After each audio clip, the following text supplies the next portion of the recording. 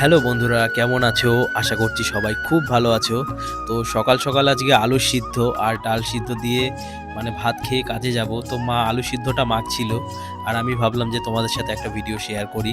তো দেখো এখানে বেসিক জিনিস লঙ্কা, নুন আর সরষের তেল, যেটা না দিলে আলু সিদ্ধর স্বাদ একদমই আসে না। তো সেটা দিয়েই আলু সিদ্ধটা মাখছে। আমার তো ডাল আর আলু সিদ্ধ হলে দারুণ লাগে খেতে ভাতের সাথে। তোমাদের কীরকম লাগে আমাকে অবশ্যই কমেন্ট করে জানিও। আর এই যে দেখো এখান থেকে আমি সেদ্ধ ডালটা নিয়ে নিয়েছিলাম, তার মধ্যে একটু সরিষার তেল দিয়েছি। তো এই যে আমার সকালের খাবার এটা নিয়ে নিয়েছি। যেহেতু শীতকাল পড়েছে তো সেই কারণে খাওয়া দাওয়া করে কাজের জন্য বেরোতে একটু লেট হয়ে যাচ্ছে, কিন্তু কিছু করার নেই। না খেয়ে যদি যাই তাহলে কাজে এনার্জি পাবো না, ঠিক মতন কাজ করতে পারবো না। তো সেই কারণেই খাওয়া দাওয়া করে বেরোই। আর ভিডিওটা যদি ভালো লাগে একটা লাইক করো, কমেন্ট করে তোমাদের মতামত জানাও তোমাদের কীরকম লেগেছে। আর চ্যানেলে যদি তোমরা নতুন হয়ে থাকো তো চ্যানেলটিকে অবশ্যই সাবস্ক্রাইব করে আমাকে একটু সাপোর্ট করো।